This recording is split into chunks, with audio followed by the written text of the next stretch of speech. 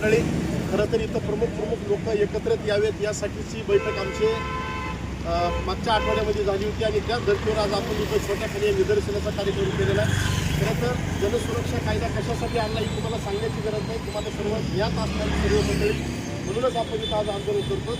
मात्र याच्यामध्ये देखील आपल्याला सर्वसामान्य लोकांमध्ये गावगाव जाऊन जनजागृती करून हे कायदा कसा सर्वसामान्याच्या पट्ट्यावर पडलेला आहे, ही किती नुकसानीच आहे हे आपल्याला गावागावामध्ये जाऊन सांगावं लागणार आहे. आणि हे सर्वसामान्य लोकांना सांगावं लागणार आहे की हा कायदा तुमच्या डाव्यासाठी आमदारकीवादी लोकांसाठी नाही, तर या प्रत्येक समाजातल्या प्रत्येक छोट्या मोठ्या एनजीओ असतील, छोट्या मोठ्या पक्ष संघटना असतील, याच्यासाठी यांच्यावर लागलेलं हे वर्दंड आहे. म्हणून हे त्यांनी स्वतःचे काही हा कायदा केला हे जाऊन सांगावं लागणार आहे.